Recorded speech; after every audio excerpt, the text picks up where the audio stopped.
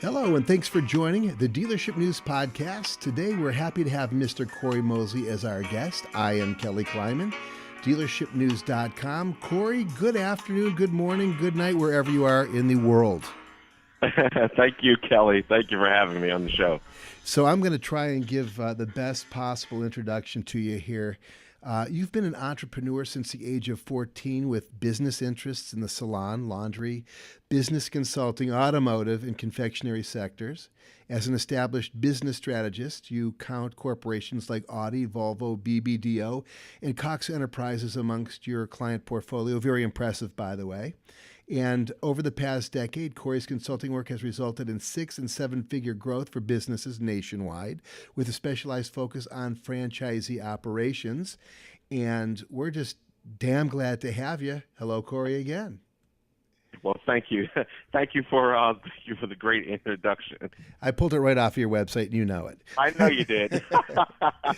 Cory's got a great voice. He has his own show airing on the CBT network. If anybody wants to tune in, I do suggest you do.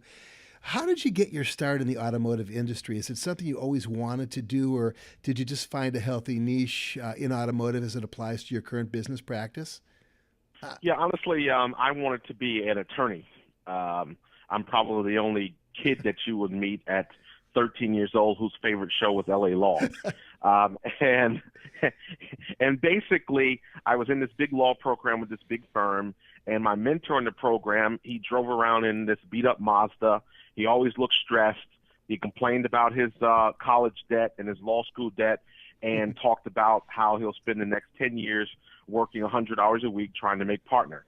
After getting a taste of that, I realized that it wasn't really a lawyer I wanted to be. It was really, how can I use my communication skills? I've been trained as a speaker since the age of 13, competing in that area. So I was looking for an area where my income opportunity would be great. I could use some of my natural talents, speaking in front of people, communicating, and getting people to think my way, i.e., sales.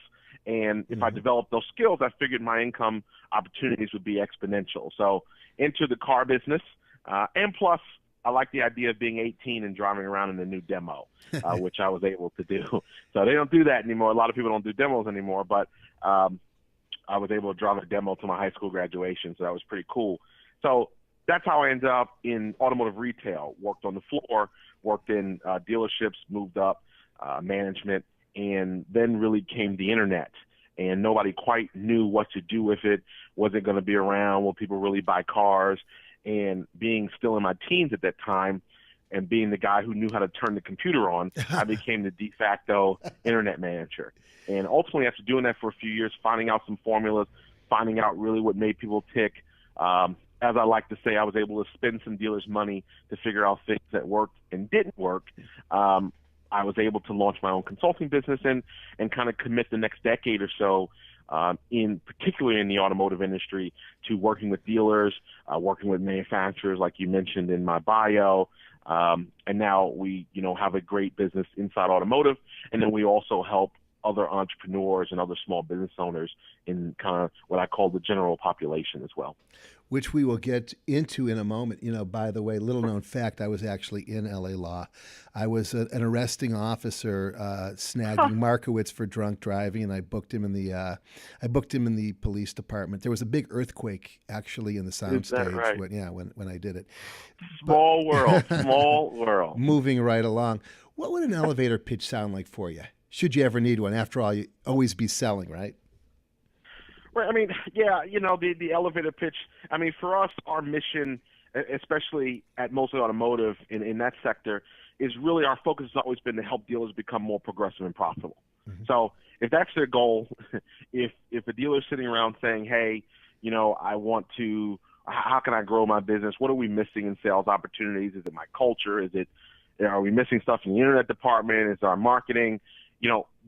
That's the plug-in. So as you can imagine, a great deal of our business is driven by, referral business, clients that have been with us for years, speaking engagements. I'm a 15-time speaker at NADA convention and a ton of dealer associations and opportunities like this, Kelly. So, for us, it's really that piece. If you're looking for progress, you're looking for something. That's why my show is called Progressive Retail on CBT. Mm-hmm. If you're looking for where we're going, not where we've been, and you're looking for answers that maybe aren't right in front of you, then we're the people that, generally we talk to. So I always laugh because a lot of times I get a ton of calls about, the latest and greatest thing is going to revolutionize the business. And I said, well, fortunately, some of our clients can't answer the phone yet.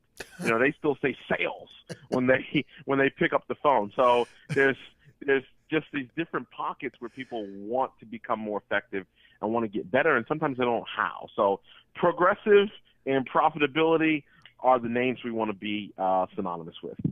Is there a difference between the way Canadian car dealers operate versus the way they do here in the States?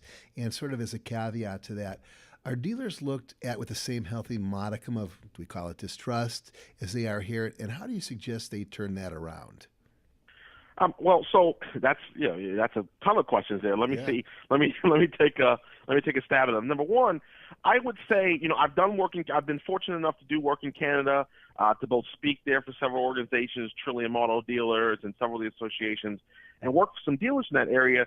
And honestly, I think obviously there's legal differences, right? How you advertise, how you can do certain things by way of law and practices. So of course that's different. At the end of the day, I think both U.S. and Canadian dealers want the same thing. They want to be able to profitably sell cars.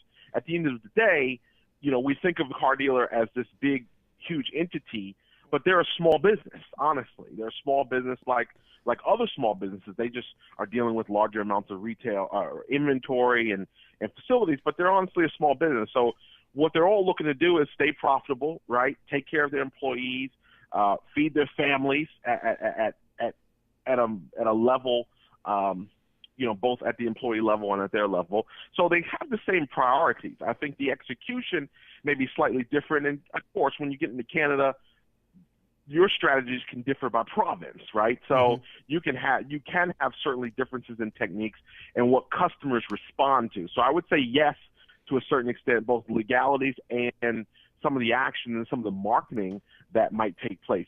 From a distrust level, I think there's a general.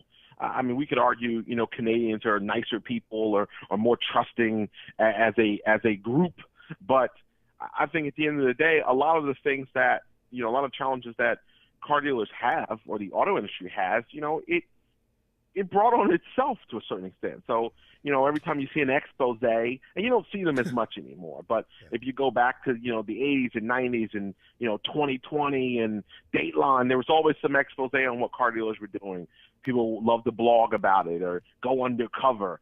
And that's what created the stigma. You don't see all the good work, right? You don't see all the happy customers. You do now more so because of social media, but back then you really didn't. It was only when there was a problem. So I think the general air about car dealers, and we hear it on the TV, anytime somebody wants to, take a shot at something, they'll go, oh, he was acting like a used car salesman, as if that was a bad thing to do. So I think yes, it's still out there, and the way to change that is to focus on the customer experience, focus on trying to remain profitable, but do the right things by the customer.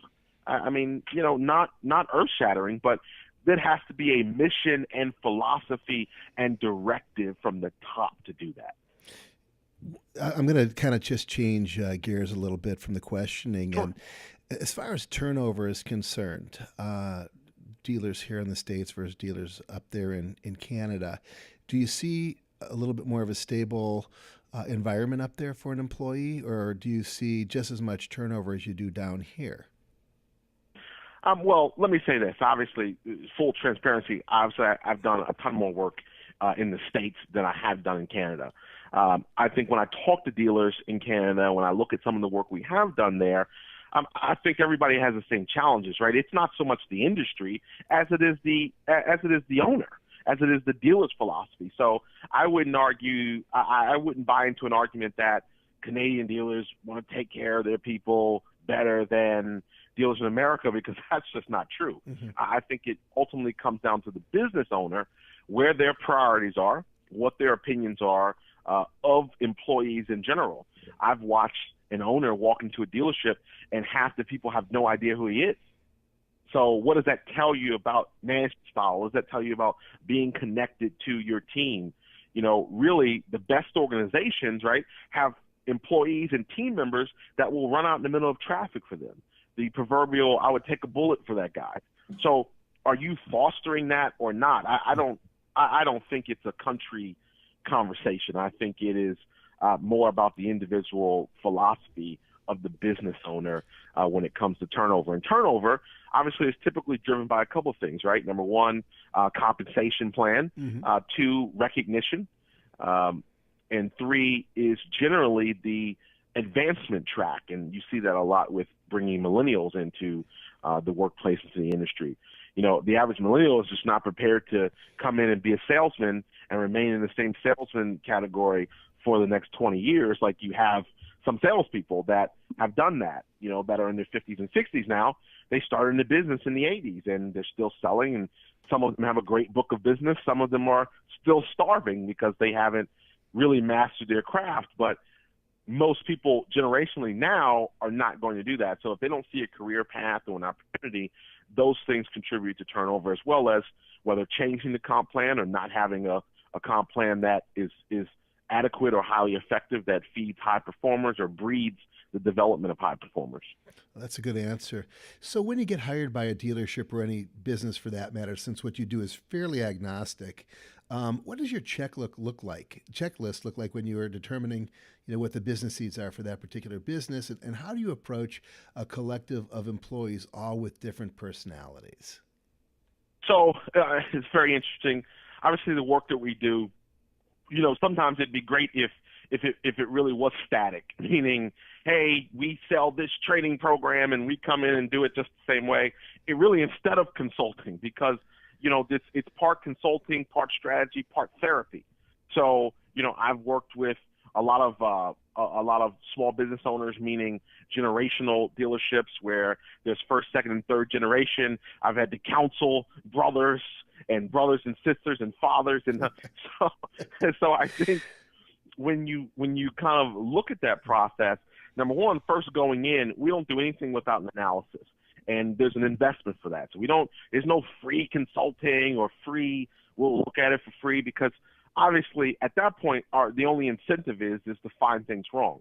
So when there's an investment tied to it, we're really able to be super objective, and what we generally give back is what we call a what we would do action plan. And that is our action plan to say, hey, here's what we saw in the particular area that we were looking at, whether we came in on site, met with your team, reviewed your CRM system or your marketing. Here's what we would do. You don't need to hire us any further, but here's what you can do that, but here's what we would do. So any engagement that we have starts that way. No one calls us up and says, hey, can you just come do some training? I'm quick to say that's not what we do. We provide training as part of the strategy that's created that we're trying to accomplish for our clients. So that's number one. We don't do anything without an analysis and really looking at what's going on in kind of a multi-point way, both technically and culturally. So to your additional question about teams, again, we realize, we have a big group right now. We report to a series of vice presidents. We report to a series of general managers. We have to work with frontline personnel, and all of those things require different finesse. And honestly, that's just a skill.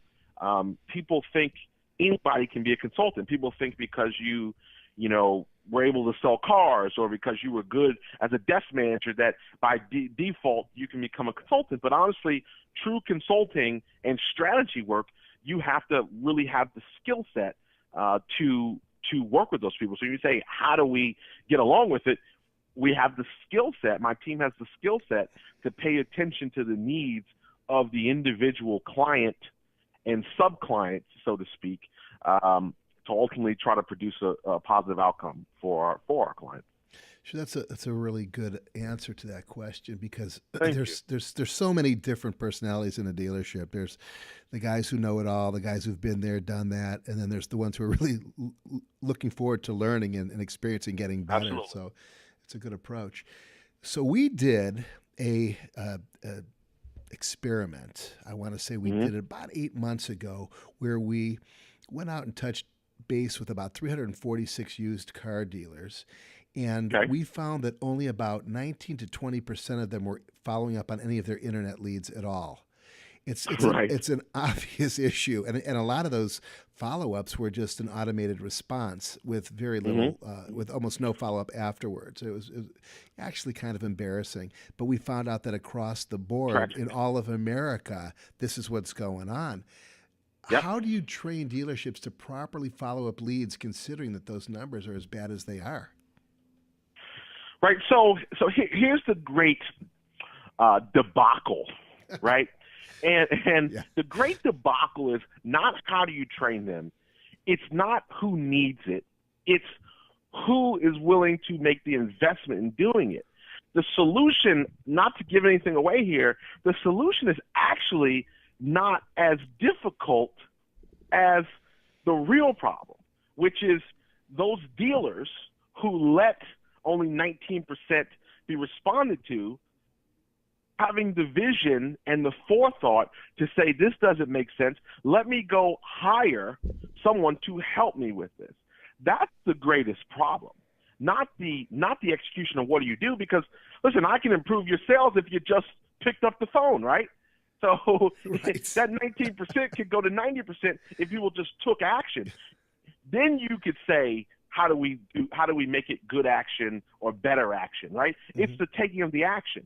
But that is all predicated on someone making a decision. I often quote Peter Drucker, famous management guru. He was talking about decision makers. And the statement he made is that people get really confused about the idea of a decision maker. A decision maker is not the most intelligent person. It's not the person with all the best ideas. It's not the person with the best experience or the most experience to make the decision. A decision maker is dialed into one simple thing. They are the person empowered to make the decision. So when you have decision makers, that could be a general manager, that could be an owner, whoever is in place to make that decision and empowered to make the decision as to if we fix an issue, getting to that person and having that person see that they need help, that this is important enough to want to close the gap on, that is the key there. Not, well, we tell them to call 4 times in 1 week or send this kind of email. That's honestly the easy stuff. Mm-hmm. So it's the other piece.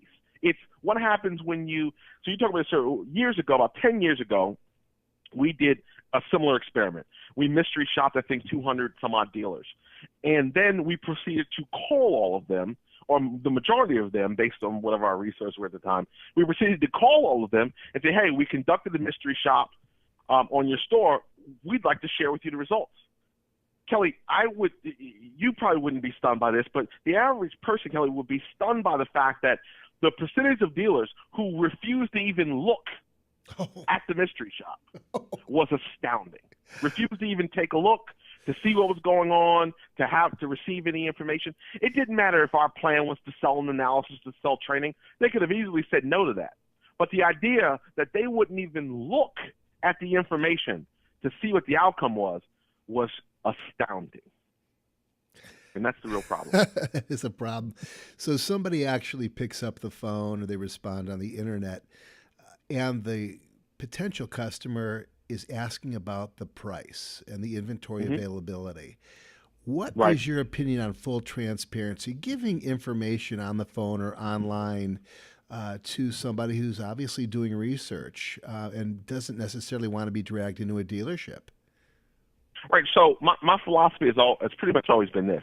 It's not if you price, it's how you price. It's how you go about it. So the analogy that I use is you would not allow a customer, right, as a general rule, a customer would not come into your retail location, walk over to a car, say, I like this car, and your salesperson go grab the invoice and walk over and say, here, would you like to buy it for this price? Right? That's not how we would approach a customer in the showroom, right? We have a sales process. Some dealers' process are more efficient than others, but we have a process to move the customer through, right? The proverbial road to the sale. So that always culminates in price, right? You have a price discussion. It's how you get there. Now, if I go into a showroom and I say, I know for a fact I want to buy this car, and really I don't need to go through all these things. I'd like to, just kind of get to it. And the dealer ignores it, then they're not paying attention to to the needs of the customer. It's very timely. I have a video series called Work on Yourself Wednesday, and we just did a video this week on the topic of listening to the customer and how this week was based on actually a friend of mine who went in to buy a car, or went into a dealership. She already was a repeat customer. She went in to buy a car, and they just gave her the complete runaround, played all the, oh, well, we're losing money and this costs, we got to gas up the car and all this other stuff. She got irritated, went to another dealer, made a deal in 10 minutes. It was $25 a month better. And the other dealer had the nerve to be mad that she did that. But they weren't paying attention to any buying cues. So my opinion is the same. If I'm engaging a customer, my process is always to do what I call go wide. I always want to try to have it done my way, right? Mm-hmm. I want to introduce myself. I want to offer value to the dealership. I want to work to schedule an appointment. I want them at my house because I feel more comfortable in my house than they do in theirs. So, of course, I want to go down that process. That's different than outright ignoring a customer's request for information. So I shudder a little bit on the word transparency because it gets construed as the idea that to be transparent means I need to share everything with you. And that does not always increase buying percentage. There's a science, right, to how we buy, decisions we make. Marketers know that whenever you introduce men to options, you don't give them more than 3 because after that it gets confusing. Mm-hmm. So if you ever open like a circular, like a Best Buy ad, and they're showing you TVs, you're never going to see more than 3 TVs offered on a page. You'll see probably good, better, best, because offering us 4 or 5 men predominantly buy TVs now creates confusion. They studied this. So why would I, in an effort to be transparent, go, here's all 12 TVs we have, here's all the differences, here's all the pricing, here, we're transparent. That would create a disaster because it goes against how my mind needs to process or how I need to buy. So I don't want people to get confused with transparency. But providing the customer information that fits their buying needs is a completely different story, and I highly recommend it. I used to term too many choices or too many options choice fatigue. I used to right. Absolutely. Paralysis by analysis. There they you say. go. All those different things that involve being overwhelmed or trying to process too much information. My friend says, "Oh my goodness, there's too much stimulus going on. I need to calm down." So you're about to drop $25,000, $30,000, $40,000, $60,000, $70,000, $80,000. Yeah, I can understand that. Well, right. Cory, I know where you're going to be in a couple weeks, but 5 years from now, where are we going to find Cory Mosely? I haven't heard that question in a long time. I actually haven't interviewed in the job in probably 20 years, so I know I haven't heard it there. Our goal, our mission is kind of pretty simple. I've tried to fashion everything I do around the idea of trying to be progressive. I try to stay at the front of the learning curve. And then I try to bring that information to the people in my network. So, I try to, we're active readers. I'm a student of business. I'm a student of business growth. I'm a student of strategies. We use some in our own company, and we try to stay at the forefront and then bring that information to our clients, customers, and people in our network. So I would see myself continuing to do that and just continuing to hopefully, broaden our network. As I said, there's a great deal of work we're doing with entrepreneurs and aspiring entrepreneurs. So, my commitment is to try to help as many people start businesses and then help those people grow their businesses. And that's, like I said, car dealers are small businesses as well. So it's just in a different way. We hear, person did $100 million in sales. Well, you and I both know that's gross receipts. If the average car you sell is $32,000, you can very quickly get to that number. That doesn't mean, but we know margins are closer to the 1%, 2% range in a lot of instances. So it's a full sense of how big an organization really is. But our goal is to continue and keep our commitment to try to help small business owners and entrepreneurs become as progressive as possible by staying at the front of the learning curve ourselves. Keeping the train on the tracks. Cory Mosely, thank you so much for joining us today. Cory Mosely, is CoryMosley.com, correct? Cory, you can find me at CoryMosley.com. I know, obviously, You've got a big automotive audience, so MosleyAutomotive.com is our automotive website for all the things that we're doing in the automotive industry. Terrific. And I'll be seeing you in a couple weeks. I want to thank you for joining us. This is Kelly for Dealership News. This is the podcast. Go to dealershipnews.com and see more. Cory, I'll be in touch with you. I'll send you the podcast for your own enjoyment. And best to you. Thank you for joining us once again. Thank you, Kelly. Have a good one. You too. Bye-bye.